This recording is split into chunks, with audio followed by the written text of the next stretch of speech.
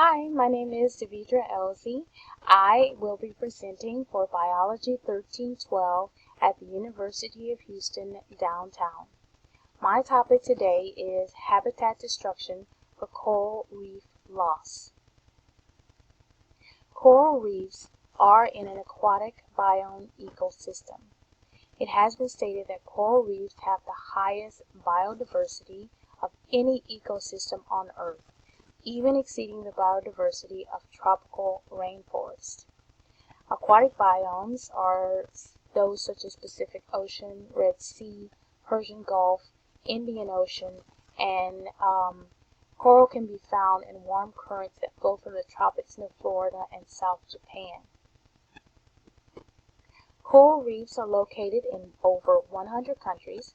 They're found mostly between the tropics of Cancer and Capricorn, the Indian Ocean, the Pacific Ocean, the Red Sea, the Persian Gulf, and the Caribbean Sea.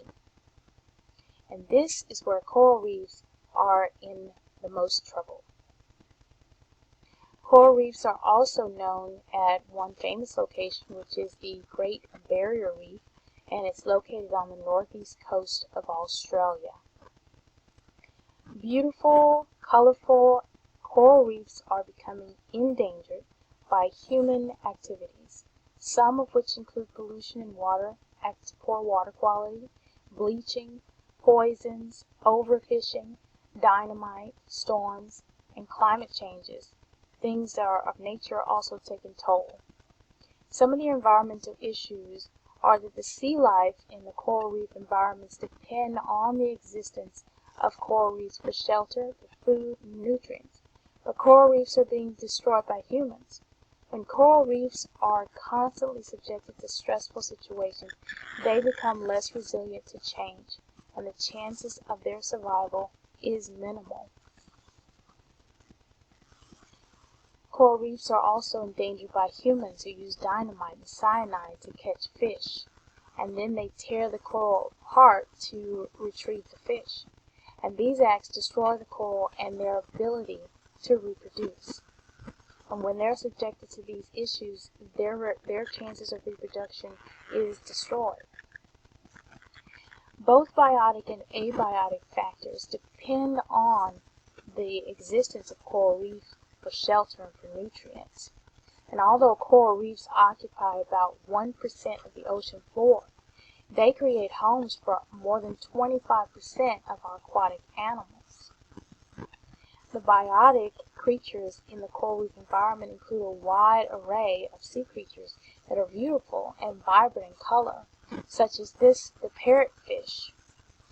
And the parrotfish also is responsible for creating the white sand that we see on those white sandy beaches, because once it eats the coral, it creates white sand.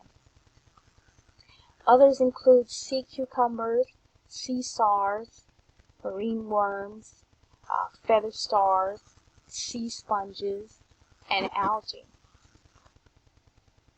Some of the abiotic life components of an aquatic ecosystem include water movement, temperature, water density, nutrients, rocks, sand, and oxygen. The destruction of coral reefs has significant ecological impacts. Some that are examples are wastewater that stems from the residential sewage on Hawaii Island and Roatan, Honduras, creates leaks into the water, and that increases the nutrient and bacteria levels.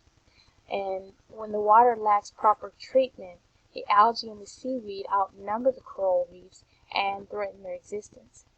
Increased bacteria and seaweed don't allow sunlight to reach the coral, and then oxygen is decreased, and it's necessary for coral survival, as photosynthesis is a necessary component for coral reef survival.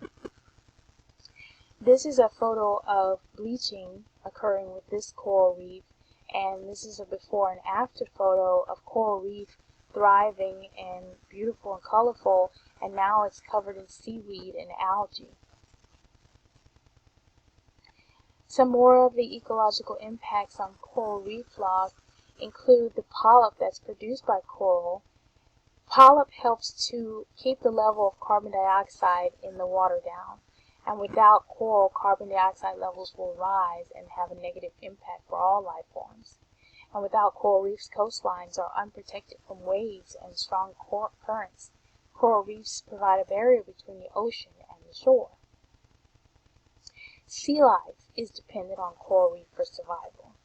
Some diverse chemical compounds that are used by humans to explore medicines are produced by the sea sponges.